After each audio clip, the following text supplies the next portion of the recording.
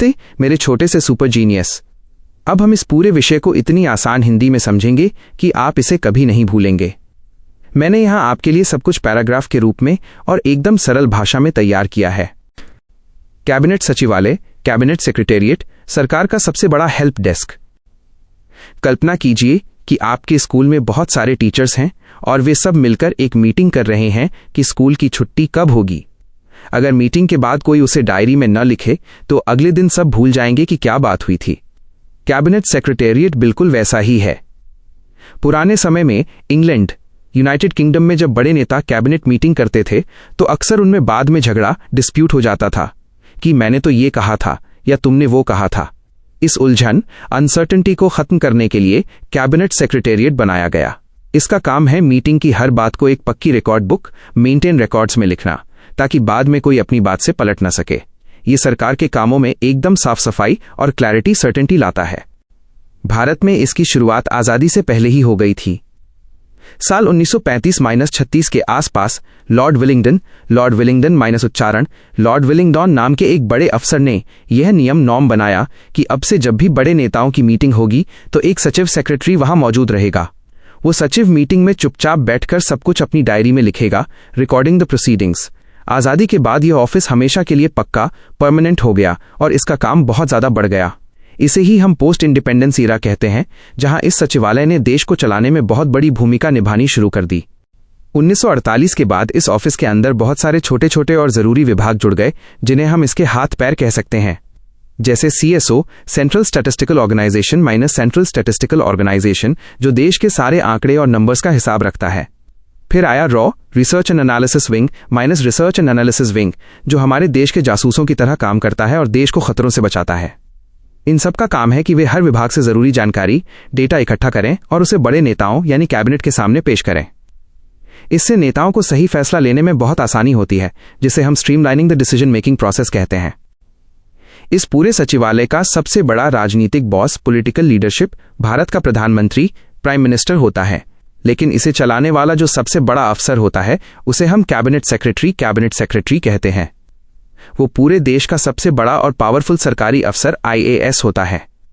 सरल शब्दों में कहें तो प्रधानमंत्री कप्तान है और कैबिनेट सेक्रेटरी उस टीम के मैनेजर हैं जो ये देखते हैं कि कप्तान का हर आदेश सही से पूरा हो रहा है या नहीं। ये ऑफिस पूरे देश की सरकार को आपस में जोड़कर रखता है ताकि सब मिलकर काम कर सकें। क्या आप चाहते हैं कि मैं आपको एक छोटी सी कहानी सुनाऊं जिससे आपको कैबिनेट सेक्रेटरी की ताकत और काम का अंदाजा हो जाए?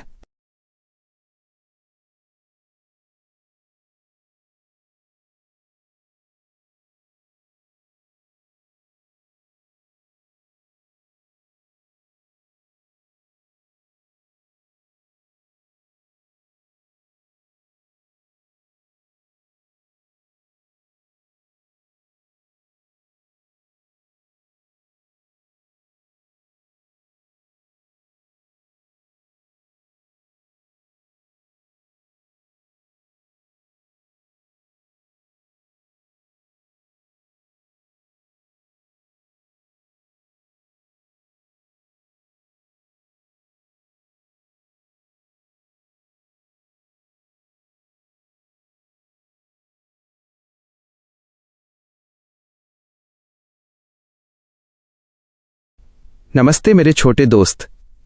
आज मैं तुम्हें दुनिया के सबसे आसान तरीके से समझाऊंगा कि भारत की सरकार कैसे काम करती है। हम उन बातों को विस्तार से समझेंगे जो तुमने मुझे दी हैं। मैंने इसे पैराग्राफ में और बहुत ही सरल भाषा में लिखा है ताकि तुम एक प्रो बन जाओ। 1. ग्रुप्स ऑफ मिनिस्टर्स गोम माइनस मंत्रियों की छोटी टीम। सबसे पहले समझते हैं ग्रुप्स ऑफ मिनिस्टर्स गोएम के बारे में। कल्पना करो कि तुम्हारे स्कूल में एक बहुत बड़ी समस्या आ गई है, जैसे कि स्कूल के खेल के मैदान को कैसे सुधारें।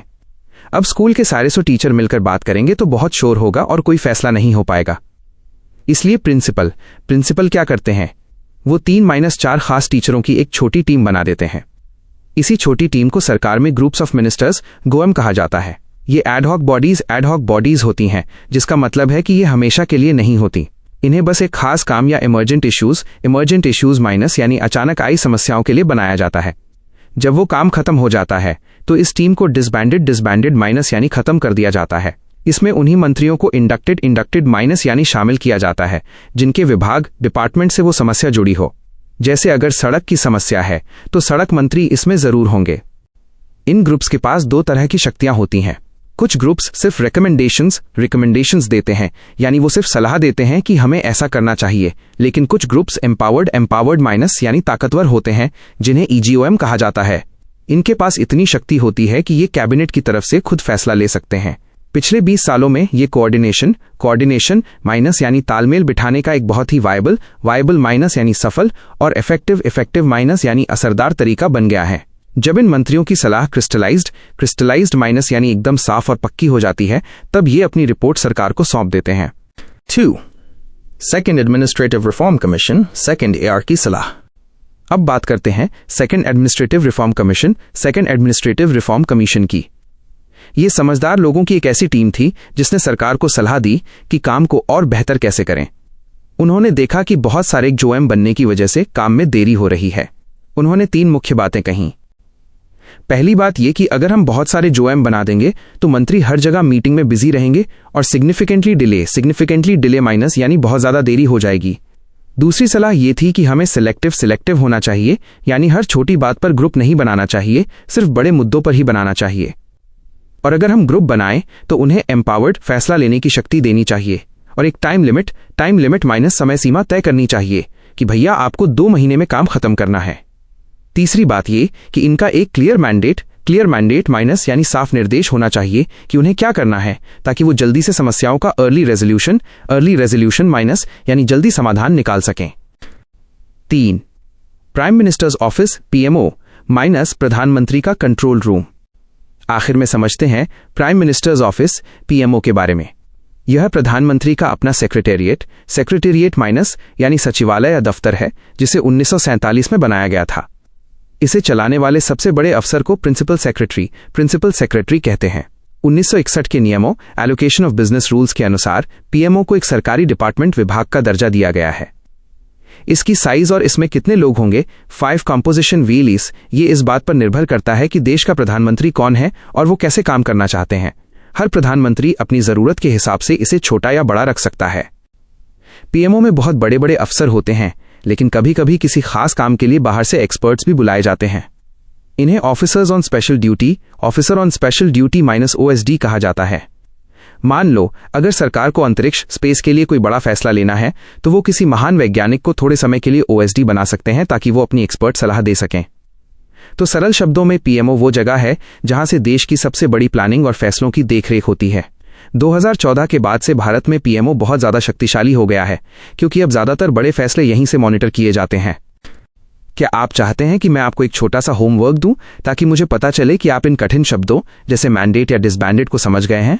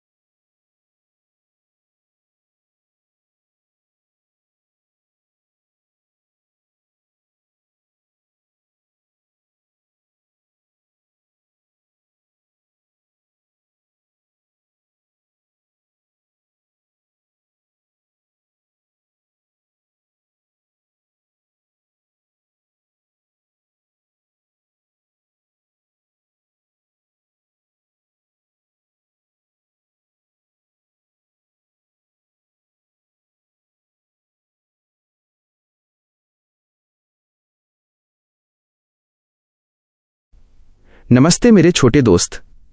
आज हम भारत की सबसे शक्तिशाली टीम यानी प्राइम मिनिस्टर्स ऑफिस के बारे में बात करेंगे, जिसे हम PMO भी कहते हैं। तुम इसे ऐसे समझो जैसे तुम्हारी स्कूल की क्रिकेट टीम का एक कैप्टन होता है और उस कैप्टन को सही सलाह देने और उसकी मदद करने के लिए उसके पास कुछ बहुत ही होशियार दोस्तों का एक ग्रुप होता है। PMO बिल्कुल वैसा ही है। इसकी शुरुआत साल 1947 में हुई थी, जब हमारा देश आजाद हुआ था। इस ऑफिस के सबसे बड़े अधिकारी को प्रिंसिपल सेक्रेटरी कहा जाता है। वो प्रधानमंत्री के सबसे भरोसेमंद इंसान होते हैं, जो उन्हें हर मुश्किल बात पर सही मशविरा देते हैं। सरकारी नियमों यानी एलोकेशन ऑफ बिजनेस रूल्स 1961 के हिसाब से PMO को एक डिपार्टमेंट की पहचान दी गई है, जिसका मतलब है कि ये सिर्फ एक ऑफिस नहीं बल्कि सरकार का एक बहुत जरूरी हिस्सा है। अब तुम सोच रहे होगे कि इसमें कितने लोग काम करते हैं। इसका जवाब यह है कि पीएमओ में कितने लोग होंगे और वे कौन होंगे, ये पूरी तरह प्रधानमंत्री पर निर्भर करता है। हर प्रधानमंत्री अपनी पसंद के हिसाब से इस टीम को छोटा या बड़ा रख सकता है। इसमें कुछ पक्के सरकारी अफसर होते हैं और कुछ खास लोग जिन्हें ऑफिसर्स ऑन स्पेशल ड्यूटी या ओएसडी कहा जाता है, उन्हें भी शामिल किया जा सकता है। ये ओएसडी किसी खास विषय के मास्टर होते हैं, जैसे कि अगर देश में नई सड़कों का जाल बिछाना हो या इंटरनेट को और तेज करना हो तो उस काम के लिए इन एक्सपर्ट्स को बुलाया जाता है।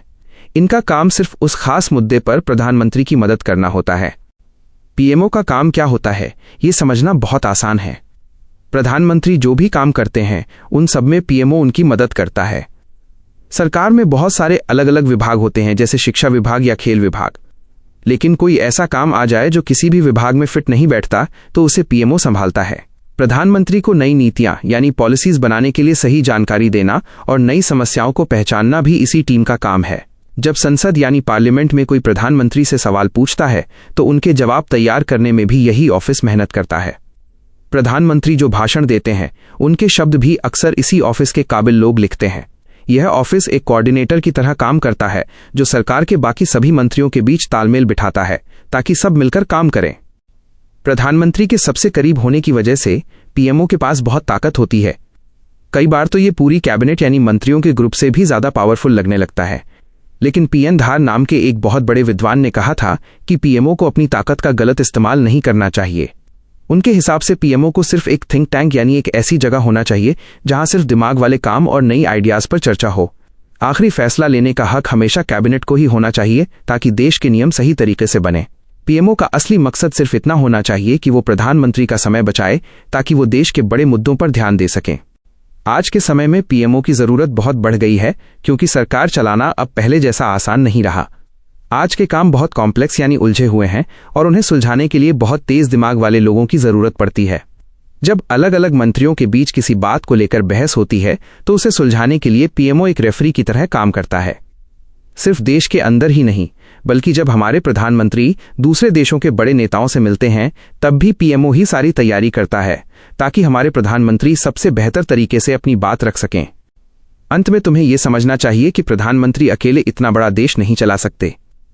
उन्हें एक ऐसी मजबूत टीम चाहिए जो उन्हें हर बात पर एक सेकंड ओपिनियन यानी दूसरी राय दे सके और उनके फैसलों को सही से लागू करवा सके।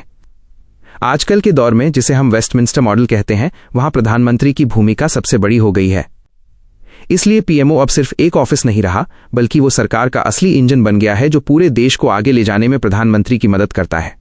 क्या तुम चाहोगे कि मैं तुम्हें कुछ ऐसे असली उदाहरण बताऊं जिसमें पीएमओ ने हाल ही में कोई बहुत बड़ा फैसला लेने में मदद की हो?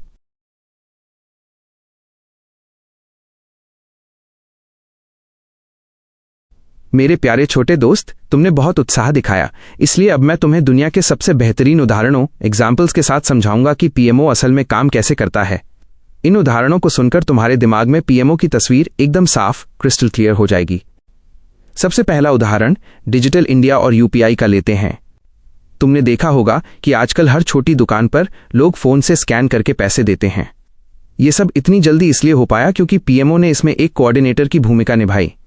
सरकार में बैंक वाले अलग मंत्रालय फाइनेंस मिनिस्ट्री में आते हैं और इंटरनेट वाले अलग मंत्रालय आईटी मिनिस्ट्री में। अगर ये दोनों आपस में तालमेल नहीं बिठाते तो फोन से पैसे भेजना मुश्किल होता। पीएमओ ने इन दोनों को एक साथ बिठाया, उनके बीच की समस्याओं को खत्म किया और एक ऐसा रास्ता बनाया जिससे आज पूरा भारत फोन से पैसे भेज पा रहा है।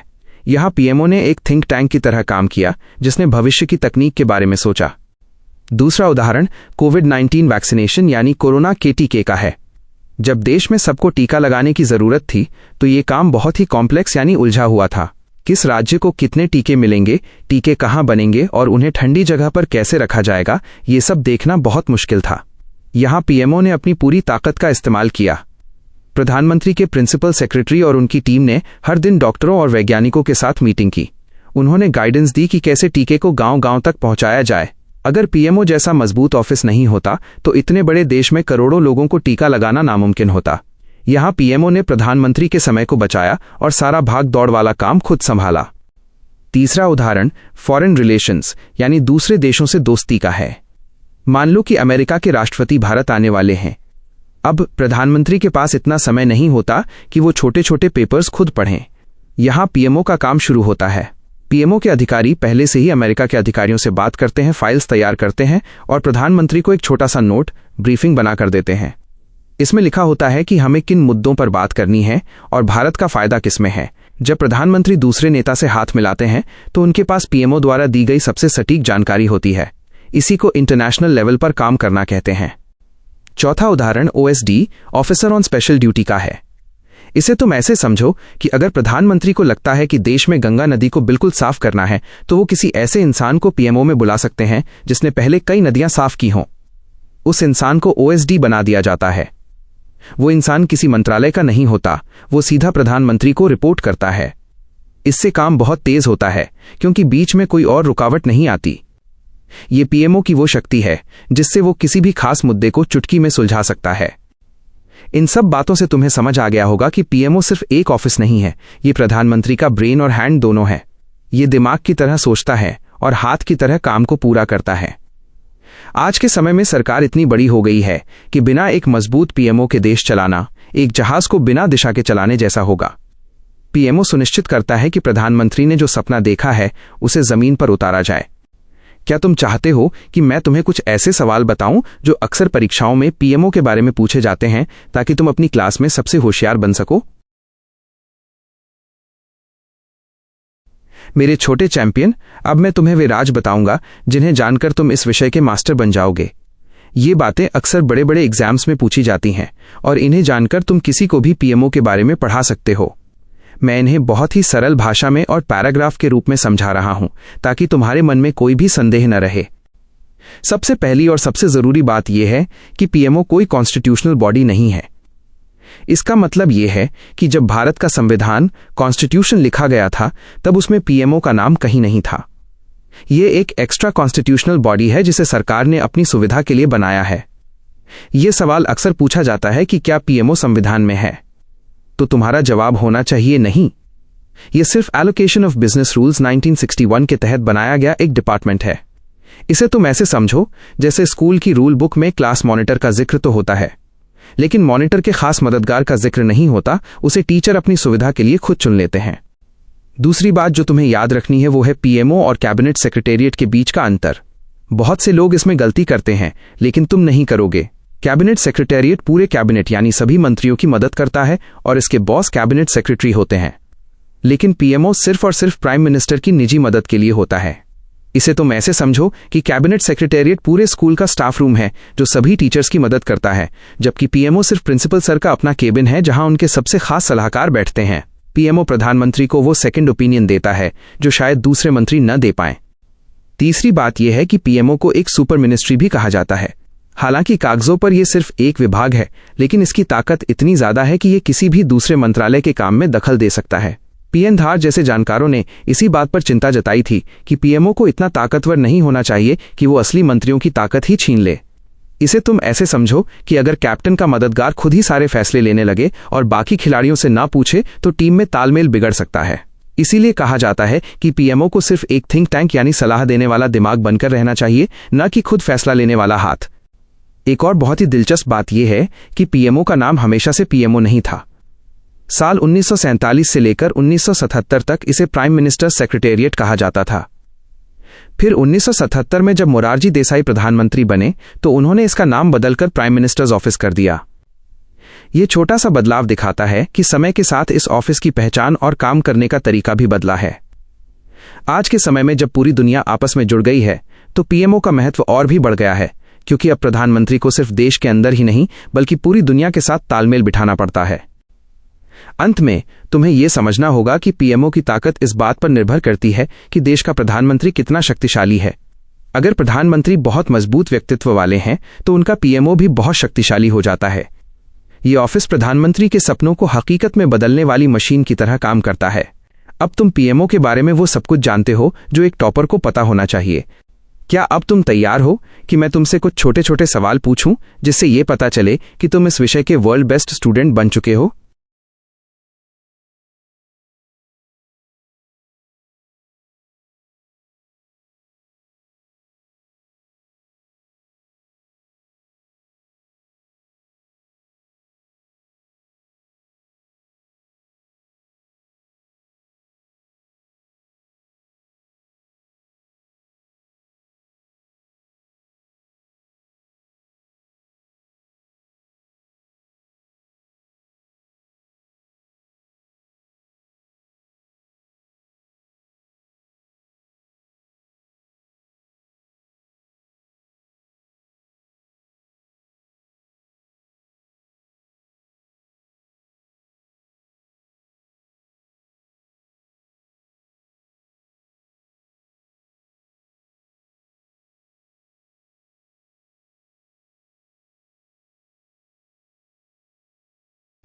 नमस्ते मेरे छोटे दोस्त।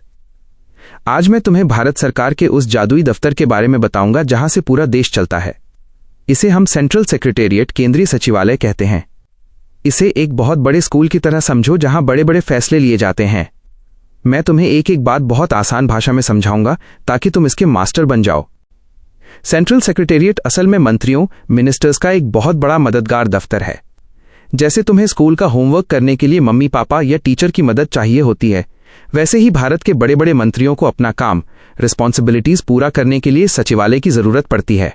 इसमें भारत सरकार के सभी डिपार्टमेंट्स, विभाग और मिनिस्ट्रीज, मंत्रालय शामिल होते हैं। इसका सबसे मुख्य काम है यूनियन सब्जेक्ट्स, यानी देश के बड़े काम जैसे सेना, पैसा और विदेशी मामले को संभालना और सरकार के अलग अलग कामों के बीच तालमेल बिठाना। इसे चलाने के लिए एक खास नियम होता है जिसे गोआई, ट्रांजैक्शंस ऑफ बिजनेस रूल्स कहते हैं। ये नियम मंत्रियों और उनके नीचे काम करने वाले अफसरों को ये ताकत देता है कि वे कानूनी तौर पर सरकारी काम कर सकें। अब इसके ढांचे, स्ट्रक्चर को समझते हैं। हर एक मिनिस्ट्री, मंत्रालय एक 2 मंजिला इमारत की तरह होती है। इसकी पहली मंजिल पर पॉलिटिकल हेड, राजनीतिक मुखिया बैठते हैं। इसमें सबसे ऊपर कैबिनेट मिनिस्टर होते हैं जो सबसे ताकतवर होते हैं। उनकी मदद के लिए मिनिस्टर ऑफ स्टेट और डेप्यूटी मिनिस्टर होते हैं। ये लोग जनता द्वारा चुने जाते हैं और सिर्फ 5 साल के लिए आते हैं। ये सीधे तौर पर पार्लियामेंट, संसद को जवाब देते हैं। अगर ये अच्छा काम नहीं करेंगे तो लोग इन्हें अगली बार नहीं चुनेंगे। इस इमारत की दूसरी मंजिल पर सेक्रेटेरिएट ऑर्गेनाइजेशन होता है जिसका मुखिया सेक्रेटरी, सचिव होता है। ये एक परमानेंट सिविल सर्वेंट, स्थायी सरकारी अधिकारी होते हैं।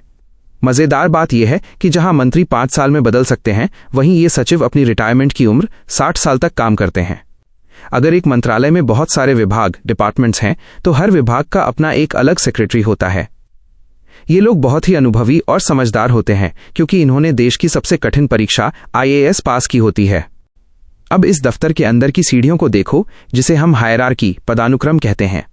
सबसे ऊपर मिनिस्ट्री होती है, उसके नीचे डिपार्टमेंट होता है। काम बहुत ज्यादा हो तो उसे विंग भाग में बांट देते हैं जिसे एडिशनल सेक्रेटरी या जॉइंट सेक्रेटरी संभालते हैं। विंग के अंदर डिवीजन मंडल होता है जिसे डेप्यूटी सेक्रेटरी चलाते हैं। डिवीजन के नीचे ब्रांच शाखा होती है जिसके मालिक अंडर सेक्रेटरी होते हैं। और सबसे नीचे सेक्शन, अनुभाग होता है जिसे सेक्शन ऑफिसर संभालते हैं।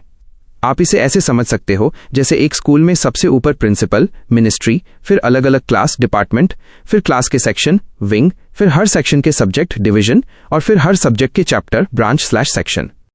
ये सभी बड़े अधिकारी यानी सेक्रेटरीज मुख्य रूप से IAS काडरे के होते हैं। इनका चुनाव कोई खेल नहीं है।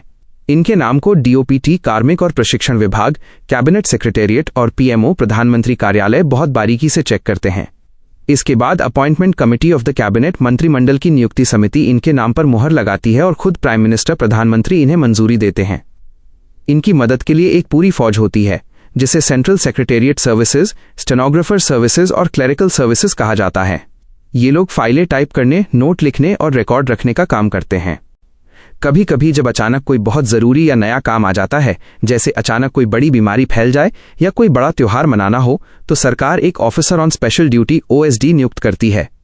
यह पद टेम्पररी, अस्थायी होता है, यानी काम खत्म तो पद खत्म।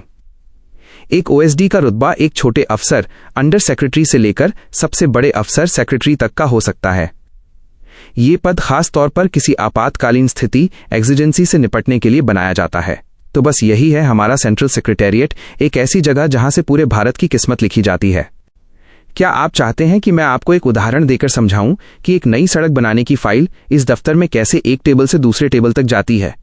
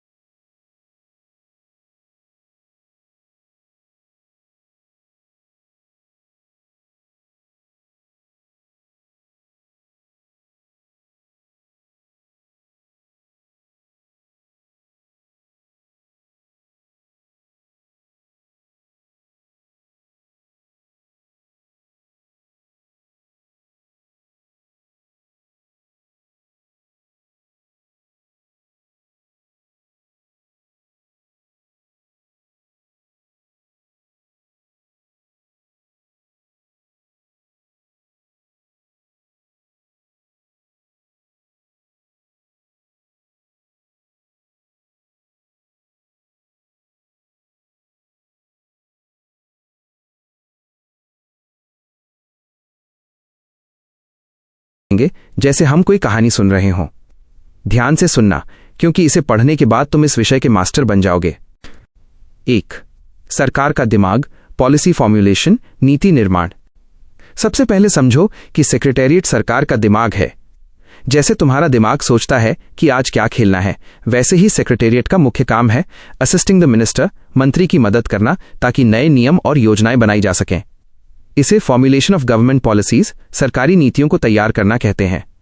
अगर कोई पुरानी योजना काम नहीं कर रही तो ये उसे रिवाइज सुधारना करते हैं।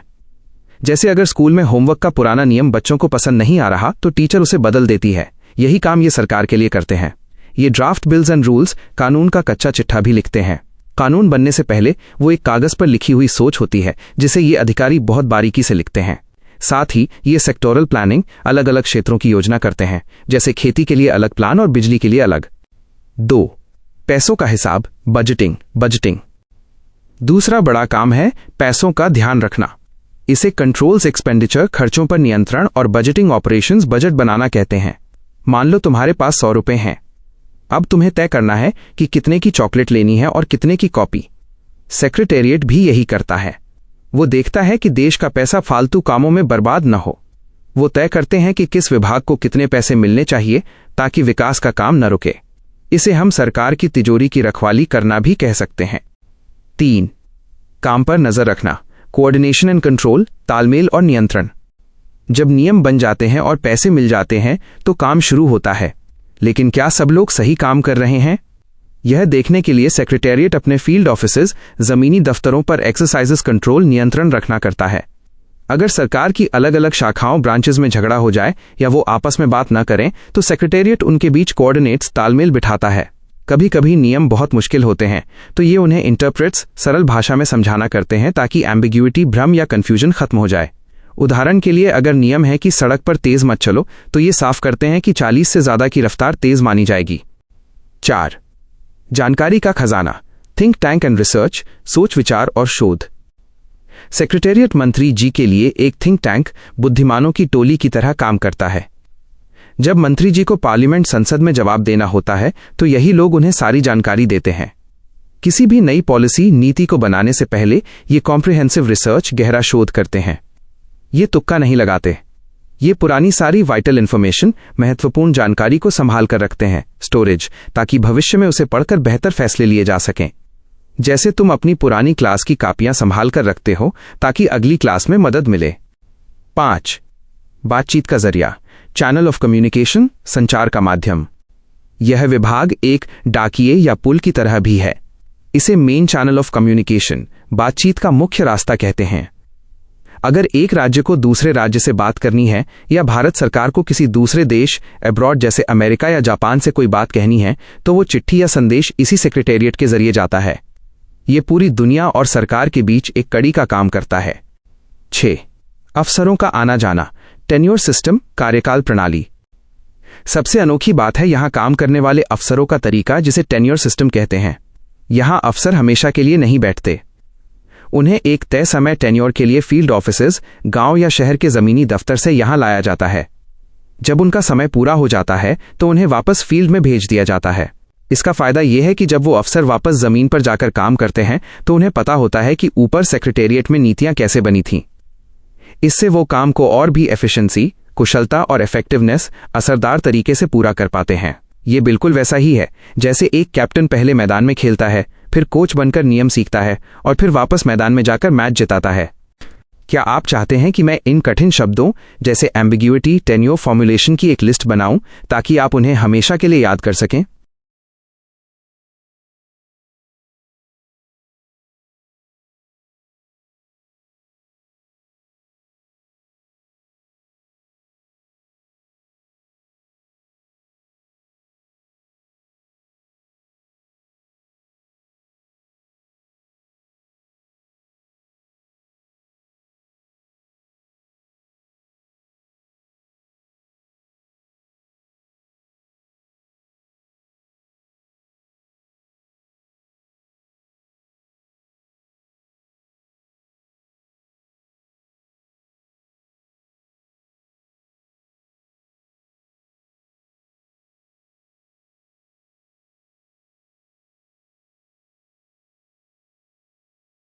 नमस्ते मेरे छोटे दोस्त। आज हम सीखेंगे कि हमारी सरकार कैसे काम करती है। इसे समझने के लिए हम स्कूल का उदाहरण लेंगे। जैसे स्कूल में प्रिंसिपल, टीचर और चपरासी होते हैं, वैसे ही सरकार में भी अलग अलग टीमें होती हैं। 1. सचिवालय, सेक्रेटेरिएट माइनस सरकार का दिमाग। सबसे पहले होते हैं स्टाफ एजेंसीज, जिन्हें हम सेक्रेटेरिएट, सचिवालय कहते हैं। ये लोग सरकार के दिमाग, ब्रेन की तरह होते हैं। इनका काम है बैठकर बड़ी बड़ी योजनाएं बनाना, जिसे अंग्रेजी में पॉलिसीज कहते हैं। मान लो सरकार ने सोचा कि देश के हर बच्चे को फ्री में खिलौना मिलना चाहिए। ये बड़ा फैसला सेक्रेटेरिएट में बैठे अफसर लेते हैं, लेकिन ये लोग खुद खिलौना बांटने नहीं जाते, ये सिर्फ कागज पर प्लान बनाते हैं। 2.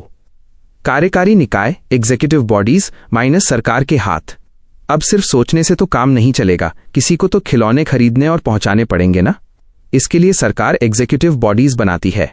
इन्हें हम अटैच्ड बॉडीज या सबऑर्डिनेट बॉडीज भी कहते हैं। ये सरकार के हाथ पैर की तरह हैं। इनका काम है सेक्रेटेरिएट के फैसलों को एग्जीक्यूट करना, यानी उन्हें सच में पूरा करना। इन टीमों के जो बड़े लीडर होते हैं, उन्हें हम डायरेक्टर जनरल, इंस्पेक्टर जनरल या कमिश्नर कहते हैं। ये बहुत बड़े और पावरफुल अफसर होते हैं। 3. जानकारी का खजाना, रिपोजिटरी ऑफ टेक्निकल इंफॉर्मेशन। ये जो एग्जीक्यूटिव ऑफिसेज होते हैं, ये ज्ञान के भंडार होते हैं। इन्हें रिपोजिटरी कहा जाता है, जिसका मतलब है तिजोरी या खजाना। इनके पास बहुत सारी टेक्निकल इंफॉर्मेशन होती है। जैसे अगर सरकार को पुल, ब्रिज बनाना है, तो सेक्रेटेरिएट को नहीं पता कि कितना लोहा लगेगा, लेकिन एग्जीक्यूटिव ऑफिस के पास सारे इंजीनियर्स और पुराने रिकॉर्ड, प्रेसिडेंट्स होते हैं। वो सरकार को बताते हैं कि काम कैसे होगा, यानी योजना बनाने के लिए जरूरी सारा डेटा और सामान यही लोग देते हैं। 4. जुड़ने के 4 तरीके, 4 पैटर्न्स ऑफ कनेक्शन। आपका लेख बताता है कि सेक्रेटेरिएट, दिमाग और एग्जीक्यूटिव एजेंसी हाथ आपस में 4 तरीकों से जुड़े हो सकते हैं। पहला तरीका इंटीग्रेटेड, जहां दिमाग और हाथ एक ही हों, जैसे रेलवेज और पोस्ट। यहां जो प्लान बनाता है वही उसे पूरा भी करता है। दूसरा तरीका लिंक पैटर्न, यहां मंत्रालय का एक बड़ा अफसर ही उस एजेंसी का हेड बन जाता है। एक ही इंसान के पास 2 टोपियां होती हैं। तीसरा तरीका कॉमन ऑफिस, इसमें एक ही ऑफिस होता है जो प्लान भी बनाता है और काम भी करता है। ये छोटे कामों के लिए होता है। चौथा तरीका एक्स ऑफिशियो स्टेटस, यहां काम करने वाली एजेंसी के बॉस को सचिवालय में भी एक खास कुर्सी दे दी जाती है ताकि वो अपनी सलाह दे सके। वैसे ज्यादातर समय ये दोनों अलग अलग सेपरेट ही रहते हैं। 5. अधीनस्थ कार्यालय, सबऑर्डिनेट ऑफिसेज माइनस जमीन पर काम करने वाले। सबसे नीचे और सबसे जरूरी होते हैं सबऑर्डिनेट ऑफिसेज। ये अटैच्ड ऑफिसेज के नीचे काम करते हैं। इनका काम है असली दुनिया में जाकर काम को पूरा करना, इम्प्लीमेंटेशन। जैसे अगर बड़े ऑफिस ने कहा पेड़ लगाओ, तो सबऑर्डिनेट ऑफिस का माली जाकर गड्ढा खोदेगा और पेड़ लगाएगा। ये लोग जनता के सबसे करीब होते हैं। कभी कभी अगर काम बहुत कम हो तो बीच का मैनेजर अटैच्ड ऑफिस हटा दिया जाता है और सबऑर्डिनेट ऑफिस सीधे मंत्रालय, मिनिस्ट्री के साथ मिलकर काम करता है। तब ये दोनों एक ही बन जाते हैं। उच्चारण मार्गदर्शिका, pronunciation guide. Secretariat, secretariat, secretariat.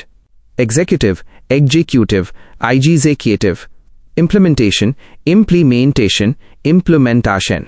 Repository, repository, repository. क्या आप चाहते हैं कि मैं किसी एक सरकारी विभाग जैसे पुलिस या हॉस्पिटल का उदाहरण देकर आपको इन तीनों लेयर्स को फिर से समझाऊं?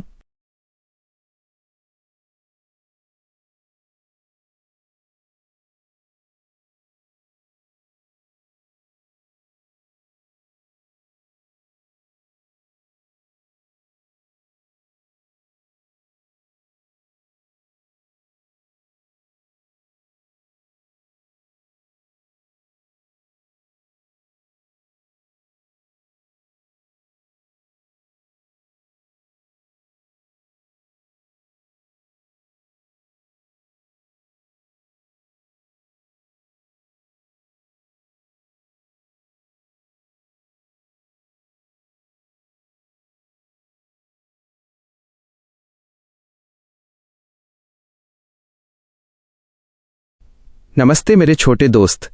आज हम सीखेंगे कि हमारी सरकार कैसे काम करती है। इसे समझने के लिए हम स्कूल का उदाहरण लेंगे। जैसे स्कूल में प्रिंसिपल, टीचर और चपरासी होते हैं, वैसे ही सरकार में भी अलग अलग टीमें होती हैं। 1.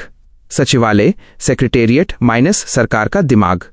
सबसे पहले होते हैं स्टाफ एजेंसीज, जिन्हें हम सेक्रेटेरिएट, सचिवालय कहते हैं। ये लोग सरकार के दिमाग ब्रेन की तरह होते हैं। इनका काम है बैठकर बड़ी बड़ी योजनाएं बनाना, जिसे अंग्रेजी में पॉलिसीज कहते हैं। मान लो सरकार ने सोचा कि देश के हर बच्चे को फ्री में खिलौना मिलना चाहिए। ये बड़ा फैसला सेक्रेटेरिएट में बैठे अफसर लेते हैं, लेकिन ये लोग खुद खिलौना बांटने नहीं जाते, ये सिर्फ कागज पर प्लान बनाते हैं। 2. कार्यकारी निकाय एग्जीक्यूटिव बॉडीज माइनस सरकार के हाथ। अब सिर्फ सोचने से तो काम नहीं चलेगा, किसी को तो खिलौने खरीदने और पहुंचाने पड़ेंगे ना। इसके लिए सरकार एग्जीक्यूटिव बॉडीज बनाती है। इन्हें हम अटैच्ड बॉडीज या सबऑर्डिनेट बॉडीज भी कहते हैं। ये सरकार के हाथ पैर की तरह हैं। इनका काम है सेक्रेटेरिएट के फैसलों को एग्जीक्यूट करना, यानी उन्हें सच में पूरा करना। इन टीमों के जो बड़े लीडर होते हैं उन्हें हम डायरेक्टर जनरल, इंस्पेक्टर जनरल या कमिश्नर कहते हैं। ये बहुत बड़े और पावरफुल अफसर होते हैं। 3. जानकारी का खजाना रिपोजिटरी ऑफ टेक्निकल इंफॉर्मेशन। ये जो एग्जीक्यूटिव ऑफिसेज होते हैं ये ज्ञान के भंडार होते हैं। इन्हें रिपोजिटरी कहा जाता है, जिसका मतलब है तिजोरी या खजाना। इनके पास बहुत सारी टेक्निकल इंफॉर्मेशन होती है। जैसे अगर सरकार को पुल ब्रिज बनाना है तो सेक्रेटेरिएट को नहीं पता कि कितना लोहा लगेगा, लेकिन एग्जीक्यूटिव ऑफिस के पास सारे इंजीनियर्स और पुराने रिकॉर्ड प्रेसिडेंट्स होते हैं। वो सरकार को बताते हैं कि काम कैसे होगा, यानी योजना बनाने के लिए जरूरी सारा डेटा और सामान यही लोग देते हैं। 4. जुड़ने के 4 तरीके 4 पैटर्न्स ऑफ कनेक्शन। आपका लेख बताता है कि सेक्रेटेरिएट, दिमाग और एग्जीक्यूटिव एजेंसी हाथ आपस में 4 तरीकों से जुड़े हो सकते हैं। पहला तरीका इंटीग्रेटेड, जहां दिमाग और हाथ एक ही हों, जैसे रेलवेज और पोस्ट। यहां जो प्लान बनाता है वही उसे पूरा भी करता है। दूसरा तरीका लिंक पैटर्न, यहां मंत्रालय का एक बड़ा अफसर ही उस एजेंसी का हेड बन जाता है। एक ही इंसान के पास 2 टोपियां होती हैं। तीसरा तरीका कॉमन ऑफिस, इसमें एक ही ऑफिस होता है जो प्लान भी बनाता है और काम भी करता है। ये छोटे कामों के लिए होता है। चौथा तरीका एक्स ऑफिशियो स्टेटस, यहां काम करने वाली एजेंसी के बॉस को सचिवालय में भी एक खास कुर्सी दे दी जाती है ताकि वो अपनी सलाह दे सके। वैसे ज्यादातर समय ये दोनों अलग अलग सेपरेट ही रहते हैं। 5. अधीनस्थ कार्यालय सबऑर्डिनेट ऑफिसेज माइनस जमीन पर काम करने वाले। सबसे नीचे और सबसे जरूरी होते हैं सबऑर्डिनेट ऑफिसेज। ये अटैच्ड ऑफिसेज के नीचे काम करते हैं। इनका काम है असली दुनिया में जाकर काम को पूरा करना, इम्प्लीमेंटेशन। जैसे अगर बड़े ऑफिस ने कहा पेड़ लगाओ तो सबऑर्डिनेट ऑफिस का माली जाकर गड्ढा खोदेगा और पेड़ लगाएगा। ये लोग जनता के सबसे करीब होते हैं। कभी कभी अगर काम बहुत कम हो तो बीच का मैनेजर अटैच्ड ऑफिस हटा दिया जाता है और सबऑर्डिनेट ऑफिस सीधे मंत्रालय, मिनिस्ट्री के साथ मिलकर काम करता है। तब ये दोनों एक ही बन जाते हैं। उच्चारण मार्गदर्शिका pronunciation guide. Secretariat secretariat, secretariat. Executive executive, executive. Implementation implementation, implementation. Repository repository, repository. क्या आप चाहते हैं कि मैं किसी एक सरकारी विभाग जैसे पुलिस या हॉस्पिटल का उदाहरण देकर आपको इन तीनों लेयर्स को फिर से समझाऊं?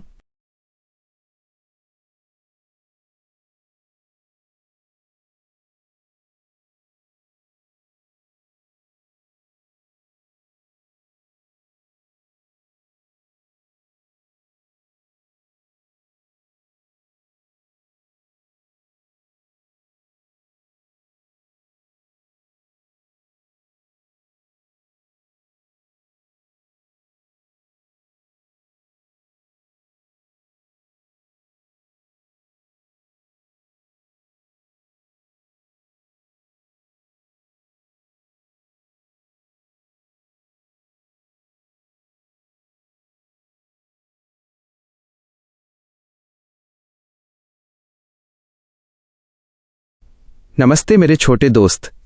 आज मैं तुम्हें दुनिया के सबसे आसान तरीके से समझाऊंगा कि हमारा प्यारा देश भारत कैसे चलता है। जैसे तुम्हारे घर को चलाने के लिए मम्मी पापा कुछ नियम बनाते हैं और कामों को आपस में बांट लेते हैं, ठीक वैसे ही भारत सरकार भी काम करती है। भारत सरकार के पास एक बहुत बड़ी नियम की किताब है जिसे rules of business 1961, rules of business 1961 कहते हैं। इस किताब में लिखा है कि देश के बड़े बड़े कामों को पूरा करने के लिए अलग अलग मिनिस्ट्रीज माइनस मंत्रालय और डिपार्टमेंट्स माइनस विभाग बनाए जाएंगे। इसे ऐसे समझो कि जैसे तुम्हारे स्कूल में अलग अलग काम के लिए अलग अलग लोग होते हैं, जैसे खेल के लिए स्पोर्ट्स टीचर, पढ़ाई के लिए क्लास टीचर और लाइब्रेरी के लिए लाइब्रेरियन। इन सबको मिलाकर ही स्कूल चलता है, वैसे ही इन मिनिस्ट्रीज को मिलाकर सरकार चलती है। इनका मुख्य काम सेंट्रल गवर्नमेंट बिजनेस यानी केंद्र सरकार के कामकाज को निपटाना होता है। भारत में एक बहुत पुरानी और खास बात ट्रेडिशन है कि हर 5 साल बाद जब नई सरकार बनती है तो वो अपनी सुविधा के हिसाब से इन मंत्रालयों को बदल देती है।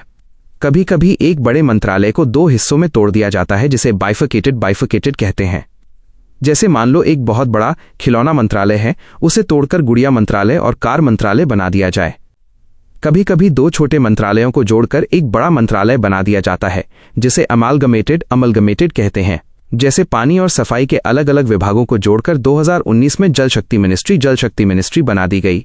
कभी कभी बस नाम बदल दिया जाता है, जिसे रीनेम्ड कहते हैं। जैसे 2014 में पर्यावरण मंत्रालय का नाम बदलकर ministry of environment forest and climate change कर दिया गया, ताकि दुनिया को पता चले कि हम मौसम के बदलाव पर भी ध्यान दे रहे हैं। यह सब बदलाव करना सरकार की प्रेरोगेटिव यानी विशेष शक्ति होती है।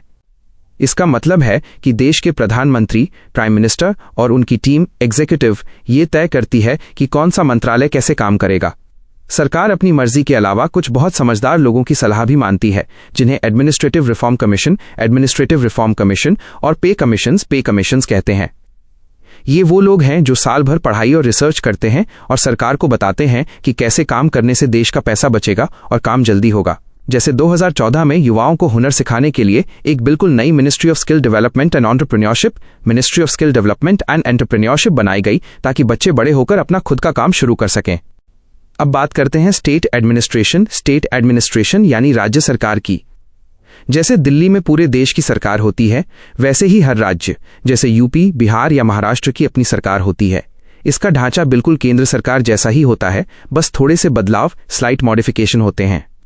जैसे देश के सबसे बड़े मुखिया प्रेसिडेंट माइनस राष्ट्रपति होते हैं, वैसे ही राज्य में गवर्नर माइनस राज्यपाल होते हैं। ये दोनों नाम के मुखिया नॉमिनल हेड होते हैं, यानी इनके पास इज्जत बहुत होती है, लेकिन असली काम इनके नाम पर दूसरे लोग करते हैं। राज्य को चलाने वाले असली कैप्टन चीफ मिनिस्टर माइनस मुख्यमंत्री और उनकी टीम काउंसिल ऑफ मिनिस्टर्स होती है। राज्य में भी एक सेक्रेटेरिएट माइनस सचिवालय होता है, जहां बड़े बड़े अफसर बैठकर नियम बनाते हैं, और फील्ड ऑफिस होते हैं जो आपके शहर और गांव में जाकर असलियत में सड़कों, स्कूलों और अस्पतालों का ध्यान रखते हैं। क्या तुम जानना चाहोगे कि एक आईएएस ऑफिसर इन मंत्रालयों में बैठकर सरकार की मदद कैसे करता है, या मैं तुम्हें कुछ और नए मंत्रालयों के नाम बताऊं?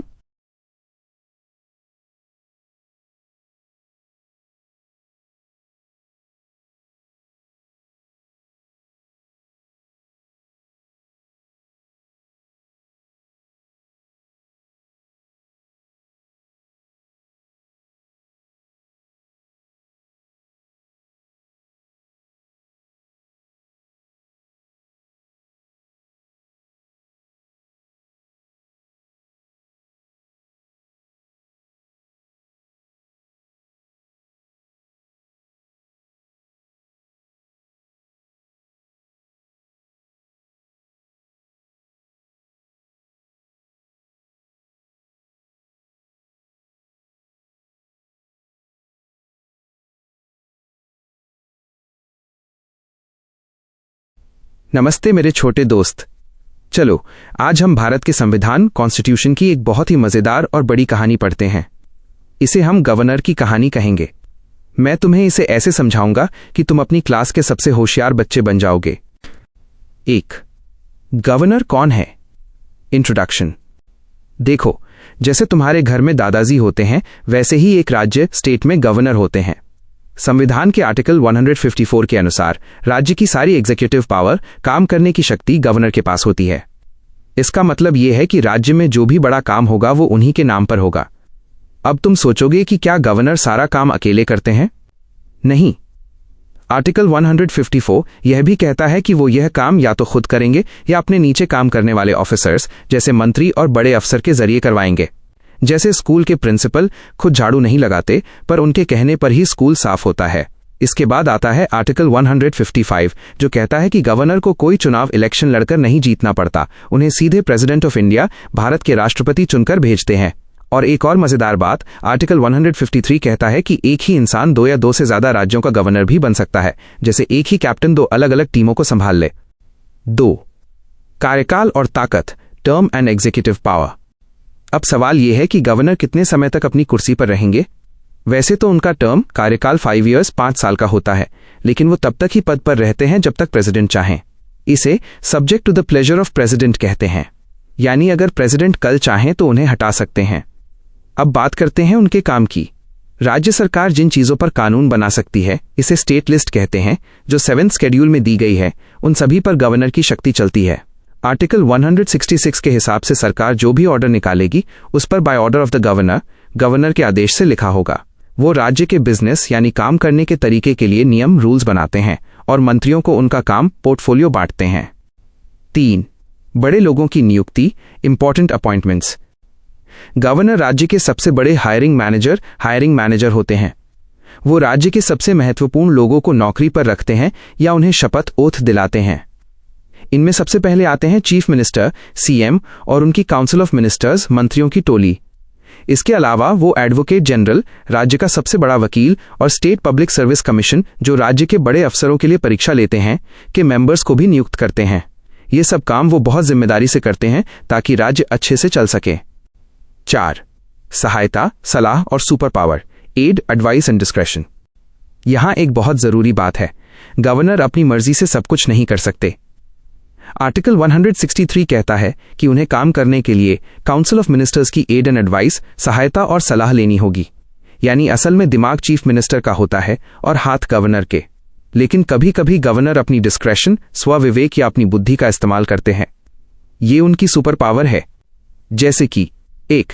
अगर राज्य में सरकार संविधान के हिसाब से काम नहीं कर रही तो वो प्रेसिडेंट को रिपोर्ट भेज सकते हैं कि यहां कॉन्स्टिट्यूशनल मशीनरी फेल हो गई है। इसे प्रेसिडेंट्स रूल कहते हैं। 2. अगर चुनाव के बाद किसी भी पार्टी को पूरी जीत, हंग मैंडेट ना मिले तो वो अपनी समझ से CM को चुन सकते हैं। 3. अगर राज्य कोई ऐसा कानून बिल बनाए जो उन्हें ठीक न लगे तो वह उसे प्रेसिडेंट की सलाह के लिए रोक रिजर्व सकते हैं। आर्टिकल 163(2) कहता है कि अगर गवर्नर ने अपनी सुपर पावर का इस्तेमाल किया तो उनका फैसला फाइनल होगा और कोई उनसे सवाल नहीं पूछ सकता कि उन्होंने ऐसा क्यों किया। कठिन शब्दों का उच्चारण और अर्थ, प्रोनंसिएशन और मीनिंग। एग्जीक्यूटिव, शासन चलाने वाली शक्ति। वेस्टेड, किसी के पास निहित या सुरक्षित होना। सबऑर्डिनेट, जो नीचे काम करते हों। साइमल्टेनियसली, एक ही समय पर एक साथ। प्रीरोगेटिव, विशेष अधिकार या विशेषाधिकार। डिस्क्रीशन, अपनी मर्जी या सोच से फैसला लेना। क्या आप चाहते हैं कि मैं आपको एक छोटा सा टेस्ट दूं ताकि हम देख सकें कि आप स्टेट गवर्नमेंट के मास्टर बन गए हैं या नहीं?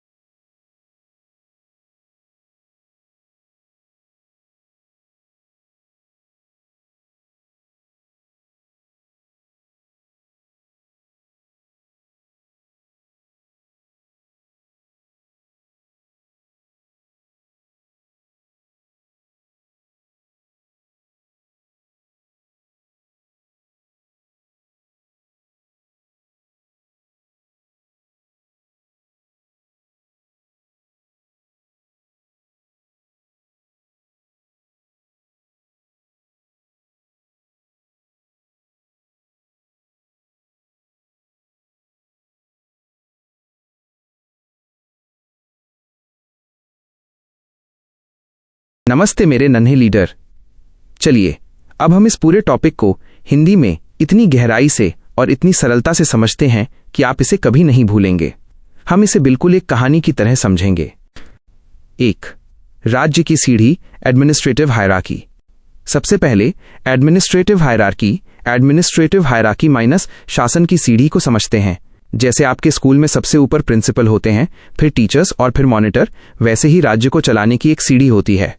इस सीढ़ी में सबसे ऊपर गवर्नर माइनस राज्यपाल होते हैं और उनके ठीक नीचे चीफ मिनिस्टर माइनस मुख्यमंत्री और उनकी काउंसिल ऑफ मिनिस्टर्स माइनस मंत्रिपरिषद आती है।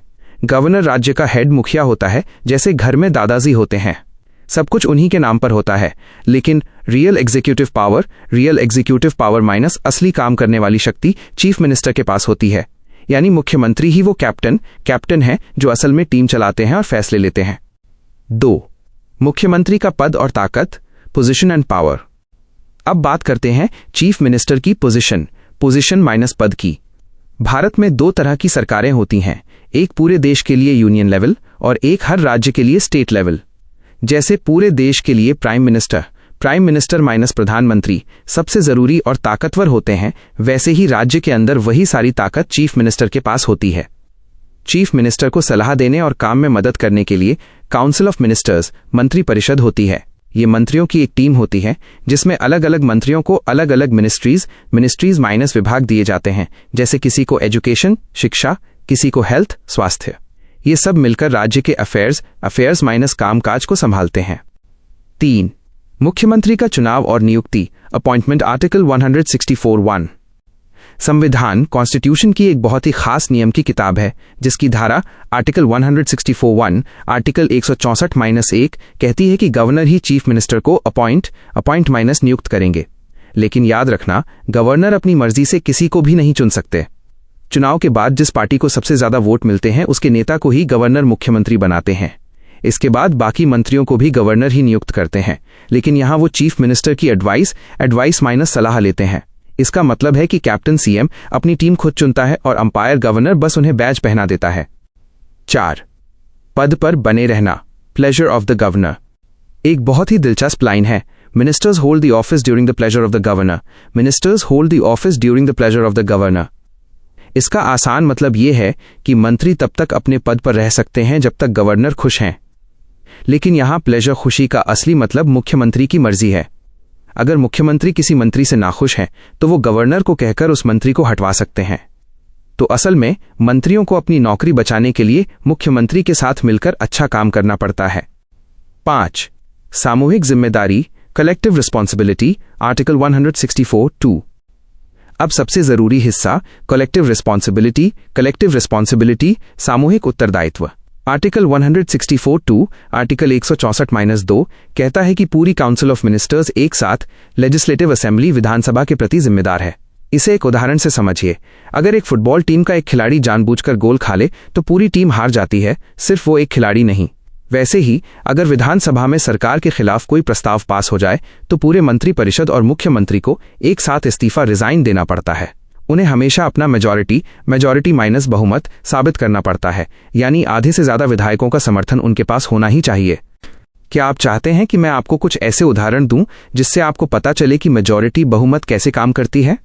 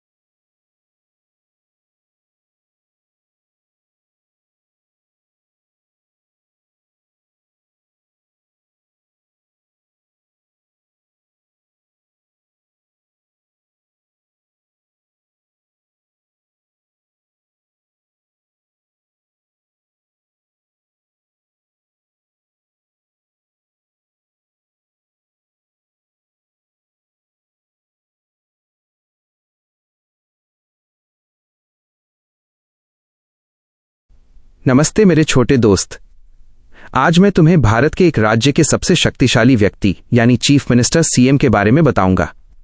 इसे हम एक कहानी की तरह समझेंगे, जैसे तुम्हारे स्कूल में एक प्रिंसिपल होते हैं। सबसे पहले यह समझो कि चीफ मिनिस्टर अपने राज्य की सुपर टीम का कप्तान होता है। इस टीम को काउंसिल ऑफ मिनिस्टर्स मंत्री परिषद कहते हैं। जैसे एक कप्तान तय करता है कि कौन बैटिंग करेगा और कौन बॉलिंग, वैसे ही चीफ मिनिस्टर अपने मंत्रियों को चुनता है। इसे अपॉइंटमेंट कहते हैं। वो हर मंत्री को उनका काम सौंपता है, जिसे एलोकेशन ऑफ पोर्टफोलियोज विभागों का बंटवारा कहा जाता है। जैसे किसी को एजुकेशन शिक्षा का काम दे दिया और किसी को हेल्थ स्वास्थ्य का। अगर कोई मंत्री अपना काम ठीक से नहीं कर रहा तो सीएम उनका काम बदल भी सकता है, जिसे रेशफलिंग माइनस काम की अदला बदली कहते हैं। अब बात करते हैं पावर की। अगर कोई मंत्री आलसी है, अपना काम एफिशिएंटली कुशलता से नहीं कर रहा, या वो करप्ट भ्रष्ट है यानी पैसे की चोरी करता है, तो चीफ मिनिस्टर उसे नौकरी से निकाल सकता है। इसे डिसमिसल माइनस बर्खास्तगी कहते हैं। अगर किसी खास बात या पॉलिसी नीति पर मंत्री और सीएम के बीच झगड़ा हो जाए और उनकी सोच अलग हो, तो भी सीएम उस मंत्री को हटा सकता है, क्योंकि टीम में सबकी सोच एक जैसी होनी चाहिए ताकि राज्य का भला हो सके। चीफ मिनिस्टर का अगला बड़ा काम है सबको साथ लेकर चलना। वो सारे मंत्रियों के बीच कोऑर्डिनेशन तालमेल बिठाता है। वो कैबिनेट और काउंसिल ऑफ मिनिस्टर्स की सभी मीटिंग्स बैठकों का अध्यक्ष होता है, यानी वही मीटिंग शुरू और खत्म करता है। अगर दो मंत्रियों के बीच किसी बात को लेकर डिफरेंस ऑफ ओपिनियन मतभेद हो जाए तो सीएम ही उस झगड़े को सुलझाता है और पूरी टीम को जोड़कर रखता है। वो समय समय पर हर विभाग के काम की इवैल्यूएट जांच भी करता है कि काम सही हो रहा है या नहीं, जैसे तुम्हारी टीचर तुम्हारा होमवर्क चेक करती हैं। इसके बाद आता है बाहरी दुनिया से रिश्ता। चीफ मिनिस्टर राज्य और यूनियन गवर्नमेंट केंद्र सरकार के बीच एक पुल की तरह होता है। जब भी देश के प्राइम मिनिस्टर, प्रधानमंत्री, प्रेसिडेंट राष्ट्रपति या वाइस प्रेसिडेंट उपराष्ट्रपति राज्य में आते हैं तो सीएम ही उनका स्वागत करता है। वह केंद्र के बड़े मंत्रियों जैसे होम, फाइनेंस, एग्रीकल्चर और रूरल डेवलपमेंट मिनिस्टर्स के साथ अच्छी रिपोर्ट, तालमेल या दोस्ती बनाकर रखता है ताकि राज्य को विकास के लिए ज्यादा से ज्यादा ग्रांट्स, पैसा या फंड और मदद मिल सके। संविधान के आर्टिकल 167 अनुच्छेद 167 के अनुसार ये सीएम की जिम्मेदारी है कि वो राज्य के हर बड़े फैसले की जानकारी गवर्नर राज्यपाल को दे। अगर गवर्नर प्रशासन या किसी नए कानून लेजिस्लेशन के बारे में कुछ भी पूछना चाहें तो सीएम को उन्हें सारी जानकारी देनी पड़ती है। इसके अलावा CM national development council NDC का सदस्य भी होता है, जिसे अब मुख्य रूप से नीति आयोग की बैठकों में देखा जाता है। वहां वो पूरे भारत और अपने राज्य की तरक्की के लिए बड़े प्लान बनाने में मदद करता है। क्या आप चाहते हैं कि मैं आपको इन कठिन शब्दों जैसे पोर्टफोलियो लेजिस्लेशन की एक अलग से लिस्ट बनाकर दूं ताकि आप उन्हें कभी न भूलें?